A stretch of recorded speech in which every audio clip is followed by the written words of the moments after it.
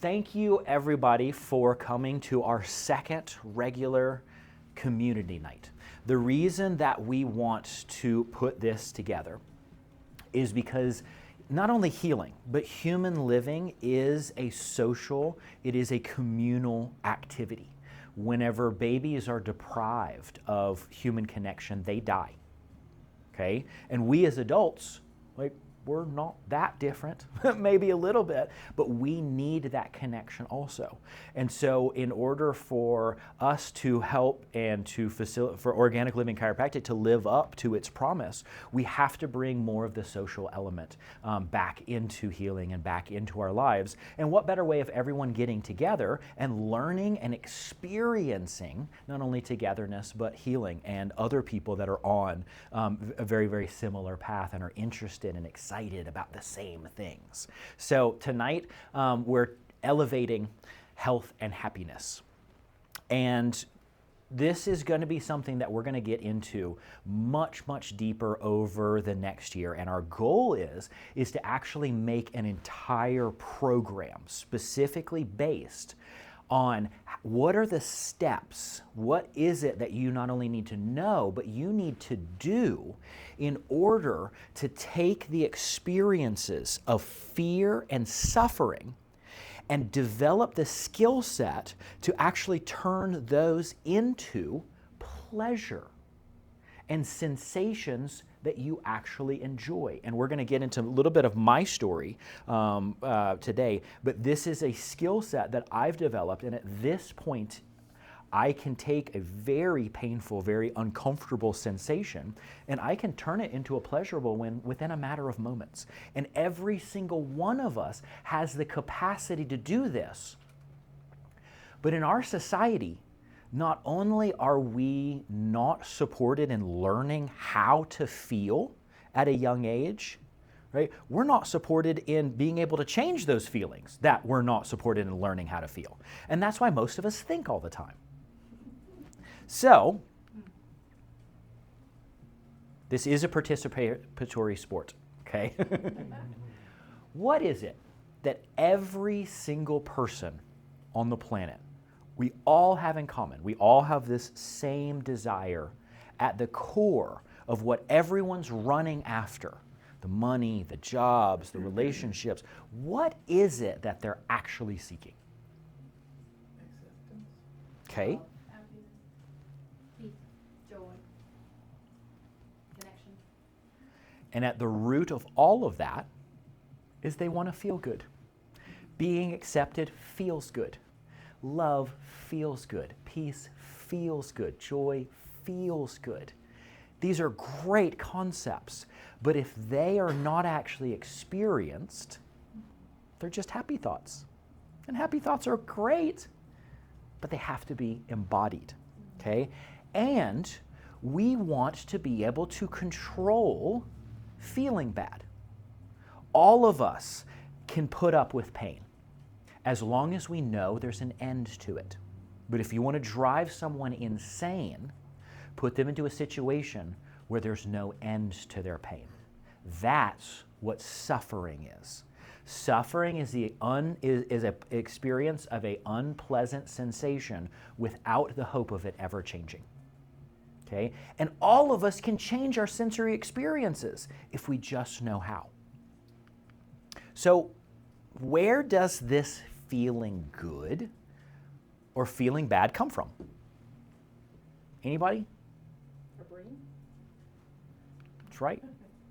More than just our brain, it actually comes from our body, because our brain's part of our body. And it's a lot, very, very complex. We like to limit things to this is where this happens. Unfortunately, what we're finding out is the body's a lot more interconnected than that. The body's a lot more communal for that. Every single experience that we have comes directly from our body. And it's an interpretation of how our body is responding to outside events. But those outside events, we only experience the body's response of them. That's it. It's all we experience. We don't actually experience the events. And two people can go into the same event and have a totally different experience based on how their body reacts. So, if all of this comes from the body, what do we need to feel and function well? Like, what's the one fundamental thing that we need in order to have a positive experience that ends up with a positive functionality? Health. Got it? Health. Okay? If we are healthy, we have the ability to connect and influence our body. Lots of us think that we're in control of a body. No, we're not. We're in relationship with a body. And if it's a good, healthy relationship, the body will respond really well to what we want and what we ask it to do. But if we're not healthy, if we do not have a healthy relationship with our body, okay, it's just going to be a fight. And our body is going to do its own thing, and we're going to try to get it to do something else, and that's what ends up leading to the suffering. So, just real quick, how much do you guys know about the state of health in the United States? Got a thumbs down? Got 2 thumbs down, 3 thumbs, lots of thumbs down. Okay, just real quick, okay? We are 37th in the out of all of the developed countries in the world in our health statistics, okay? We spend $3.5 trillion on medical care, okay? And only 5% goes into improving health. Now, $3.5 trillion, who thinks that sounds like a big number? Right? Right. Most of us don't recognize how huge it is. If you were going to count 1, 2, 3, 4, 5 without stopping, no sleeping, no eating, just counting, how long do you think it would take for you to count to 3 trillion? 8 years. Anybody else? 3 lifetimes. Very long time. Very long time. Yeah, 3 lifetimes. Okay. It would take 300 centuries. That's 30,000 years, more than 3 lifetimes to count to 3, just to 3 trillion, not just 3.5. That's how big that number is. And we spend this every year on a system that ends up keeping us very low in our health statistics. Okay, 1 in 2 Americans has a chronic medical condition. And a chronic medical condition is defined as an illness that's prolonged, means it's lasting a long time. Okay, it does not resolve spontaneously, and it is rarely cured completely. You want to talk about suffering? That's right there, what suffering looks like. Okay? And 1 in 4 of us has been treated for a mental health issue just in the year 2021. So not only are we not healthy, we're not happy. Now, who knows what the leading cause of death and disease in our society is? Shout it out. Stress? Autoimmune disease? Cancer. Cancer? Okay, I'm going to say yes to all of that because according to the CDC, the biggest cause of death and disease in our society is our lifestyle. Okay? Oh, crap, I'm the problem. Dang it. Guess what? If lifestyle is our biggest problem, it's also our biggest opportunity. It's also our biggest solution. But we're going to have to fundamentally change the way that we live. And good news is, remember, we're going to health and happiness. So we're not changing our lifestyle, oh, I gotta do this. We're changing our lifestyle so that we can actually enjoy things. Now, anybody know what the second leading cause of disease in this country is? If lifestyle's the first, what's the second? Diet. Diet? I guess it's part of lifestyle. Good, part of lifestyle, totally agree. Okay. What she said. What is it? Medication. Medication? Stress. Stress? Okay. Overdose. Overdose, huge issue in our society right now, and it's actually going to get much worse because we're not healthy and happy. Okay?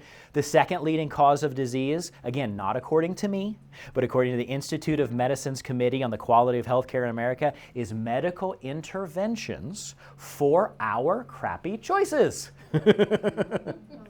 We cannot treat our way into a better lifestyle. Like, we have to learn, we have to live, we have to grow.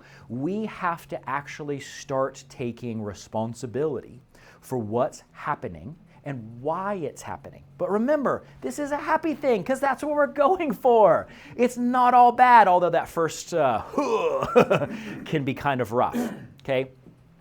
The main reason that we have this issue in our society is because everything that we have is based on this treatment paradigm. Okay? And the treatment paradigm is signs, symptoms, and disabilities. If you were to go to the emergency room right now and say, I have no symptoms, what would you get for that? They might call the loony bin.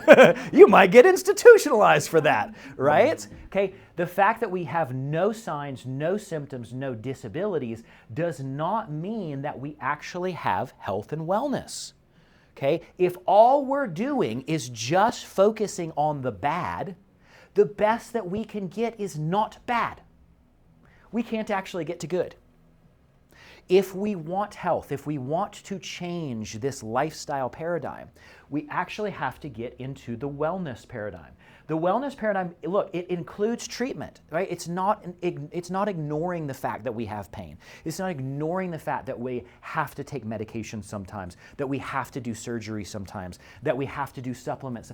All of that's part of the wellness paradigm, but it just doesn't stop there, okay? It actually goes into awareness. And I know it's Mark's favorite thing here. He loves it whenever I ask him, how you feeling? And how's that changed? Right? But there's method to the madness. Because if we do not have awareness of our body, okay, that's like being in a marriage in which you're never listening to your partner. Right? How long is that going to last? Or even more so, like a marriage in which every day you're telling their partner what they should be telling you. Don't tell me that. You should be saying this. What do you mean you're saying that? Stop saying that. Just stop it. Just stop it. Just stop it. Right? That's what most of us do with our body, isn't it? Just shut up, body. Just stop it. It doesn't lead to a healthy relationship. Okay? Not only that, but we need education. We have to learn more about this system. No doctor in the world, including myself, knows how this body works. It's so complex. But guess what? Without even knowing how this body works, you're running it. And you've been running it your whole life. So you're already got it. We just need a little bit more learning on how to get it better. Okay? And the last part of this is growth. If we are not growing, if we're not growing in our relationships, if we're not growing in our career, if we're not growing in our finances, if we're not growing in our mental capacities and our emotional capacities, if we're not growing, entropy is happening.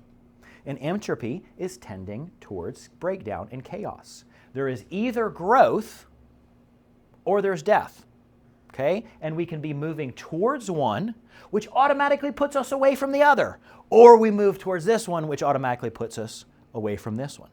Right? So we have to recognize that all of this is important, but this is the part that our society says is the only part, and we have to come together as a community and say, no, that's got us where we are today, which is great, yay, but it's not enough. We need more. We need way more, okay? So what part of your body controls both feeling and function? Amygdala? Anybody else? The heart's a part of that. Heart's a part of that. Anybody else? What's that? The cell? The cell? Yeah. Anybody else? So the part that controls that is your nervous system, which is made up of cells, which is intimately linked to the heart, which the amygdala is actually part of the nervous system, okay? But everything that we feel, everything that we think, everything that we see, everything that we hear, everything that we taste, everything that we touch is directly coming from the nervous system, based on how our body responds to the outside world. So if we want to have a better lifestyle, if we want to have more health and more happiness, we have to focus on this system, because this system is what controls all the other systems. And if we are building, if we're growing, we're becoming stronger, we're becoming more aware, we're getting a better connection with our nervous system, everything else in our body and our life is going to go better. even though sometimes we're going to need treatment intervention. Okay? So, which one of these systems can we trust to give us health? Is it the medical system? Can that give us health? Political system. The political system. If we get them Democrats in, we can get some help. No. The agricultural system, right? Can farming give us health? No. Economic system, waste disposal, right? It can prevent disease for sure. It can get more nutrients into our body. There's only one system that can actually give us health, okay? And that is a healthy nervous system. Not just a nervous system, because a cadaver, a corpse in the graveyard has a nervous system, but it has to be a healthy nervous system. It has to be growing. It has to be increasing in awareness. It has to be learning. Otherwise, it's degrading. Okay? I have resisted this for a long time, but I'm going to share my story. Now, a couple of people in this room know these two different people. This is actually me. Okay? This is me at 35, and this is me at 40. Right? Other than just the beard and the glasses, can you see the difference? Whenever you look into this person's eyes, like, what do you see? Sadness. Sadness.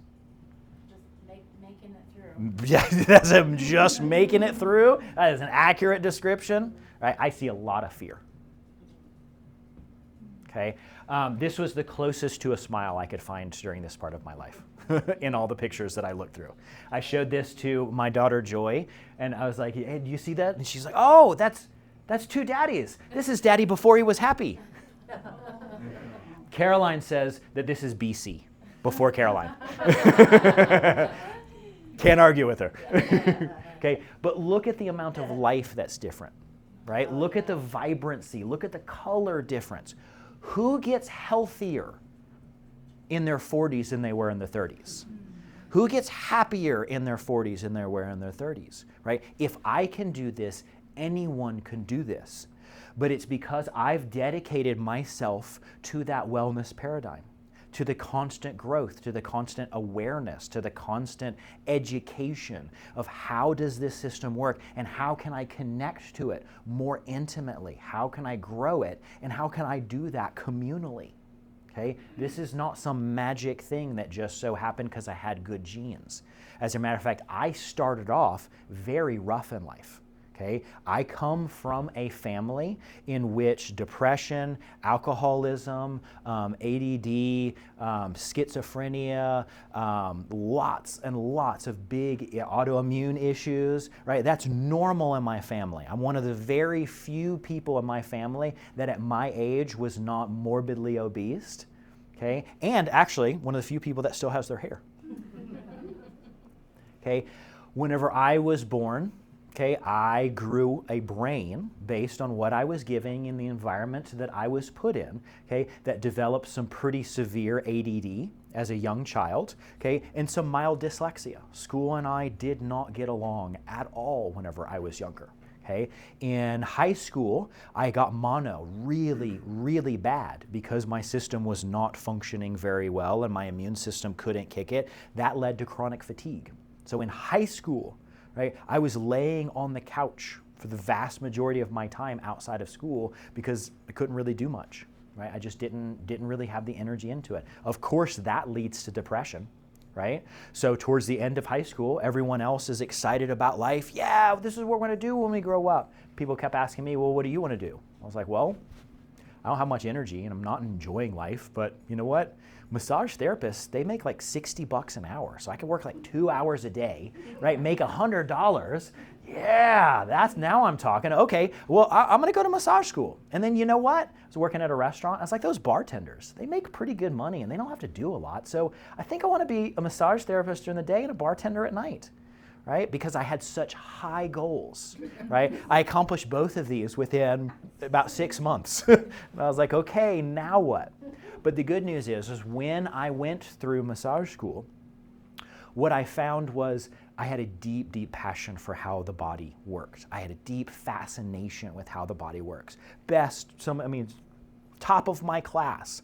The instructor was actually asking me to tutor people because it was just like, oh man, this is so cool. Once I got my passion, right, and passion's very important, and I started being able to be led a little bit towards my purpose, all of a sudden I started functioning better. Okay, my brain started remembering things that it could never remember in school, basically because it didn't care about it. So what's even the point? Okay, so after doing this for a couple years, I was like, hey, you know, this college thing, everybody keeps telling me it's a good thing. Maybe, like, I don't know, should go for like business or something, because I'm being a massage therapist. Like, I gotta have a business. Going to school for business, that sounds good. No, it was terrible. I made it. So first off, before I go there, because I was like, I don't really know what I want to do, but I was like, the beach, right? I want to live at the beach and the mountains. It's like, okay, well, there's a school, A&M Corpus Christi, right by the beach. I think I'll go there. So I moved to Corpus Christi, and then I applied. Thankfully, they let me in. Started to go to school, found out I hate business. It's so boring, especially when it's other people's money. My money is a little bit interesting, but other people's money, So I started moving away from my passion. Okay, I went back to waiting tables. Okay, because I couldn't make it into bartending because, you know, there's a hierarchy, wasn't doing massage. So within about 2.5 months, about 3 months, the chronic fatigue started coming back. And this time it got really, really bad, to the point where after about 3 semesters, I was only going to class maybe 1 day a week, because that was the only time that I could get out of bed without throwing up or passing out. Okay, so after a couple semesters of trying to do that, of course, terrible grades, I was like, hey, you know what? I don't think this is working.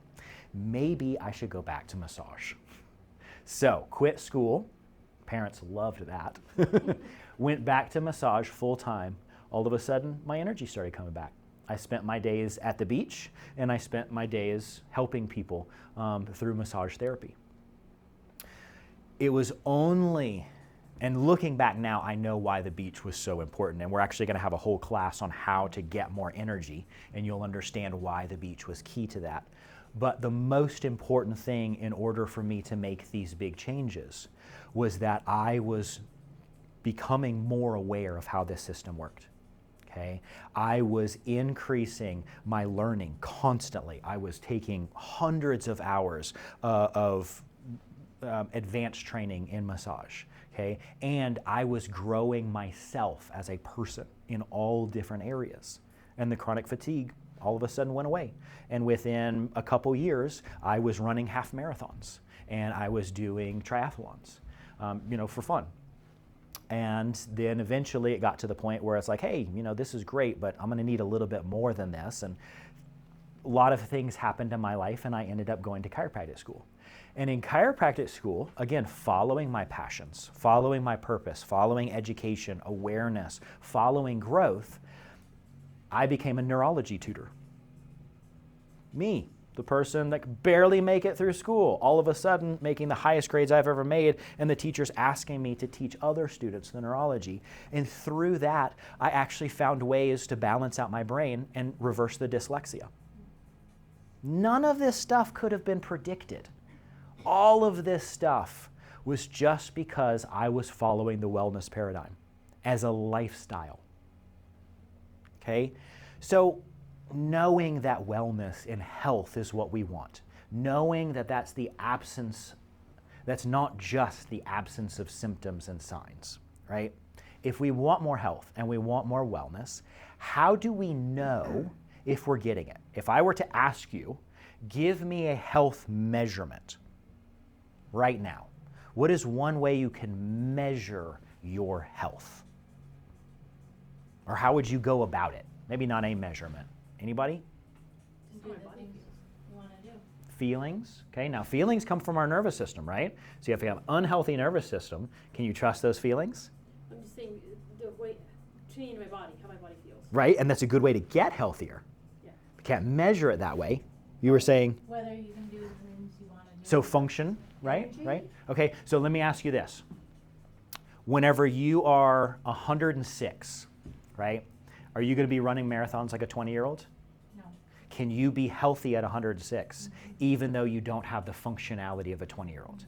Yes, absolutely. Okay, would you say? I didn't mean to scare everybody. I'm sorry. I was paying attention. Okay. Energy, I said. Energy, yes. thank you. Yeah, and then how will we measure that? Okay, this is very important because if we're going to come together as a community and start changing the way that things are done, we have to be able to show that. If you go to your doctor's office, right, well, what's the measurements? Blood pressure, blood work, labs, right? And all of these measurements, what do they have in common? There's a place that you're supposed to be, and then there's too much, and that's bad, and then there's too little, and that's bad, okay? In health measurements, more is always better. Okay? What is something that you cannot have enough of? Joy. Love. Acceptance.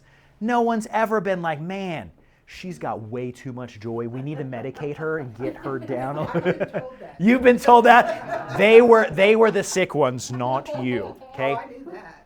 Health measurements are based on a scale in which you can never have too much because you can never have too much health, right? The lower, the worse, right? The higher, the better. This is what health measurements need to be, okay? So what about ease, right? What about balance?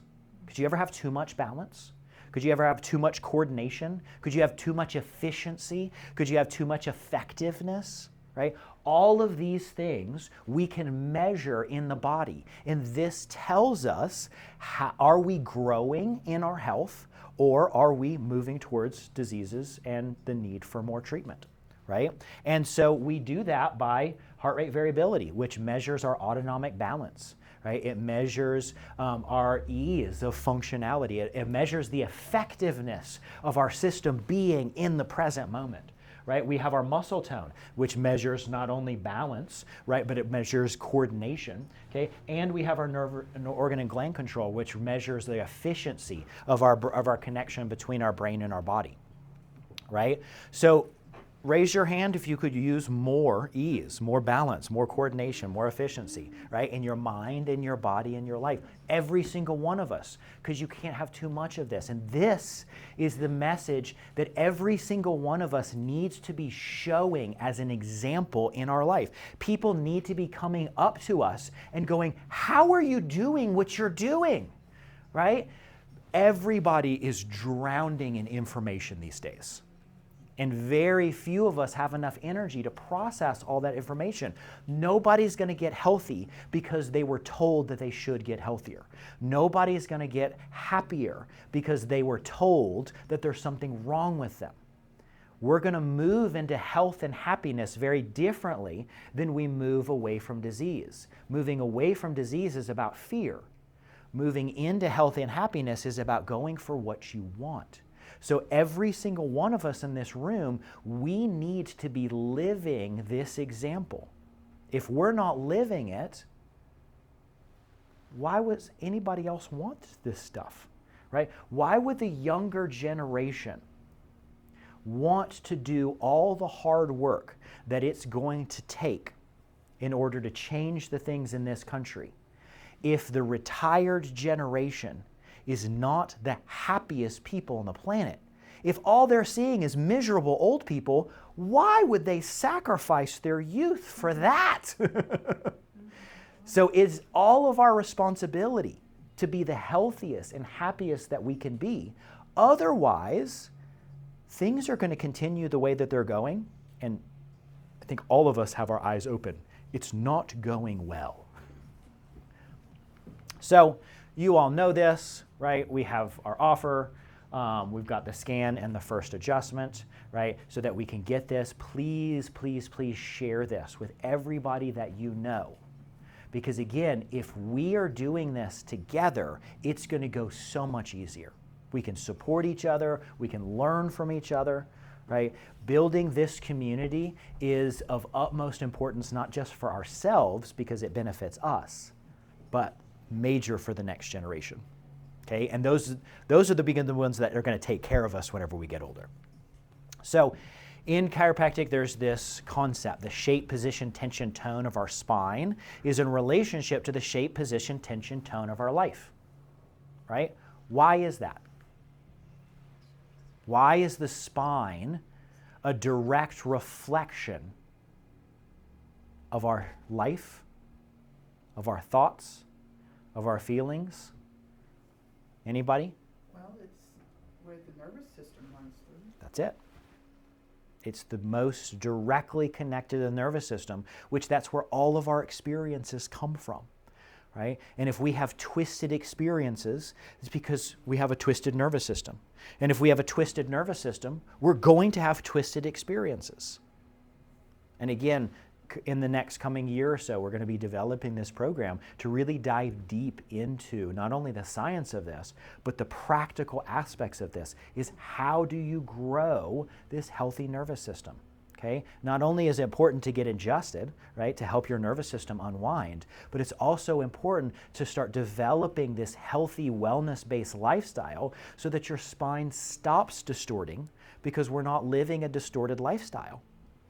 Okay, so Network Spinal, you guys know, is a gentle, precise touch that cues the spine and the brain to create new wellness promoting and reorganizational strategies. Okay, it's us that has to change the lifestyle. But in order to do that, we have to feel different. In order to feel different, we have to function different. In order to function different, we have to feel different. Right? This is the conundrum, because it requires both. Okay? And the feeling different is very much of a communal activity, which then leads to better function, better feeling, back and forth, ping, ping, ping, ping, ping, ping, ping. Okay? So there's two different waves in Network Spinal, and both of these are associated with spontaneous release of spinal and life tension. Because again, all of our experiences come with our nervous system. So when our nervous system releases, all of a sudden, we get this more expanded view of life. We get to experience more life and more options that were there all the time, but our distortion in being able to see them was also there. Okay? So who's felt that big on the table? Right? That's the breath wave. And what the breath wave does is it signals the brain to come into parasympathetic, and it also signals the body to start to focus on cellular healing and developing more stability on the bones and the ligaments and tendons, which then creates ease on all the soft tissues and the organs and glands. Okay? Who here has felt the little weird movements that happen? They can be like a little twitch, be like an urge to stretch, or maybe I've asked you, hey, lift right over here, right? Okay, that's the somatic psychic wave. So, somatopsychic. Okay, somato means body, psyche means mind. Okay, this is a mind-body connection that actually breaks down our old defense strategies. All of those distortions that we have in our nervous system, those are defense strategies. Those came about at a point in our life where we needed that distortion, okay? And the second that we need it is very beneficial. But if we get stuck there and we start living that as a lifestyle, then it becomes detrimental. So the somatopsychic wave is there to help our body go, oh, you know what? Hey, I've been over here for a long time, but oh, look, I've got all this also. And now that I'm over here, nothing's eating me. It's safe to come out of this defense strategy. Okay? But we have to go through that process. And when we do, we use all the energy that it took to hold us in those defense strategies. We then get access to that energy, and we're able to use it on existing tension to fuel spinal reorganization and enhanced well-being. Reorganization is not the same thing as repairing. Reorganization is you are actually better after healing than you were before the trauma. It's not restoring you to an old place that you were already at that was actually ripe for the trauma. It's helping you to get to a place that you've never been, integrating the experience that most of us would say we don't want again. Okay, and you don't have to want it again. Like a new normal? Like a new normal, an advanced, a growth-based normal. Okay, These two waves, they create a greater self-awareness and a consciousness awakening of the relationship between the mind, the body, and the emotion, and the expression of the human spirit. How many of us are going to healthcare providers? How many of us are in regular community with people that are talking about elevated consciousness and the growth and expansion of the human spirit? That's not very common, but that's what's going to be necessary in order to get us over this next hump that humanity's kind of stalled out at right now, okay? And we have to realize this through support, and that's why Network Spinal was created. So, does anybody have any questions about Network Spinal in general? Anybody? I know most people over here have experienced it on the table. Anybody have any, like, hey, what's that weird thing that you're doing? Or this happened. Is this related to it? Does anybody have any specific questions? Yes? When was it created? Like, when was it? So this was created in the beginning parts of it were in the mid 80s. Mid to early 80s is whenever this started. The guy that developed this, he was a chiropractor, and he was a very specific type of chiropractor that mostly focused on the upper cervical spine because that's the closest to the brainstem and the most vital centers that we can get through. And he had this very interesting experience in which he developed the ability to help people produce I just talked about, the somatopsychic wave. And in the very beginning, it was wild and crazy, and people were literally flying off the table. And it was just this massive change. And people did. I mean, massive, miraculous changes in their health. Big changes in their life. They'd leave his office and go quit their job and move to Sedona. And just these massive changes. But over time, he started recognizing, wow, these are big changes, but where's the stability? Where's the peace? Where's the ease? So he started studying this actually at the university level. There's 12 different universities that have studied this.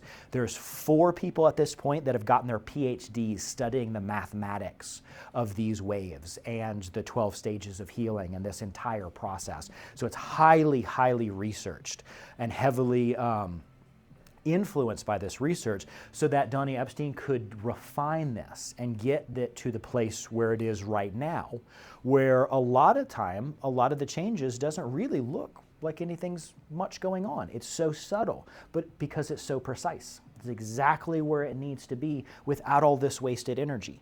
And our lifestyle changes can be steady and actually sustainable instead of these massive big blowouts that we have or that we used to have. So if you go to any events, like The Gate is a great event to go to, where the founder, Donnie Epstein, and his highest trained doctors, they take everybody through all the 12 stages within a weekend. I know a few people have been over here. There's some wild stuff that goes on over there. It's still got a lot of the flavors of the older way of doing things, and it's a very intense experience. And then you come into an office like this and you're like, oh, well, that was nice. That was kind of more subtle, because that's what we're going for. We don't want to just blow you out. If you want to get blown out, there's places to go. But if you want steady, sustainable, supported changes in your experience of yourself and your life, we want to do that with precision. We want to do that refinement. We want to do that with ease. Does that answer your question? Yeah, thank you. Yeah. Anybody else? Zach, can you talk a little bit more about why the 12 stages is important? So yeah, and we'll have a class coming up on that within the next year or so. So the 12 stages of healing is the actual process of human change. And any change that we go through, right, is going to involve these stages or steps. What's the first step or change, right? Recognizing that you have a problem, oh crap, what I thought was going really well is not going well. Nobody makes a change unless there is first the recognition that there's a problem, right? So the first step is suffering. Man, I thought it was going so well, but it's not, right? And every single one of those stages or steps is just the mapped out version of after you recognize there's a problem. Well, then you typically struggle with it a little bit. You argue with it. You're like, nah, I got this. Don't worry. It's no big deal. And then you move into, oh man, this really is a problem. And you know what? It's not going to change unless I change. And then you move into, okay, well, I'm going to make this change in this progress. Oh, and then you move into, ooh, I didn't recognize this was here. Oh, this is fascinating. And then you move into, well, whatever it takes, this change is happening. And then you move into, oh man, that was a great change. Oh, that's awesome. And then you move into, wow, I can't believe it was like this on the other side. I can't believe how great this, I can't believe, I never knew how amazing this was. And then you move into, you know what, if this is so amazing for me, I've got to share this with everybody else. Look at all the suffering that's out there. Oh my gosh, I can't just keep this to myself. And then you move into, wow, how amazing is it to be connected to everything and everyone, right? And no matter what kinds of changes that we need to make in our lives, all of those stages or steps are going to be a part of that. Now, for most of us, that's unconscious, and it's supposed to be. Okay, we're not supposed to be thinking about all this stuff. We're not supposed to be thinking about how to take a bite of a sandwich and turn it into a liver cell. This is supposed to be natural, and it is, but it's not normal for this to be easy. It's actually normal that we have a distortion in this. And a lot of that distortion, a lot of the problems that we have in those certain stages or steps have to do with the habitual distortions, defense patterns that we have in our nervous system. So the goal of the 12 stages of healing is to recognize that every single one of those stages is important. There's different fuel sources that are necessary in each one of those stages and steps.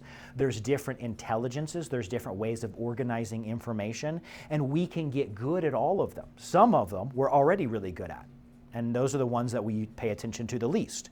Some of them we're terrible at, and those are the ones that we pay attention to the most because they're creating all the problems in our life. But the goal is to get so good at this that it can go back to being unconscious. And then we just go through life growing and becoming more aware and inviting more people in and having a bigger impact. So I've got to actually, there's already a class on that on our YouTube page.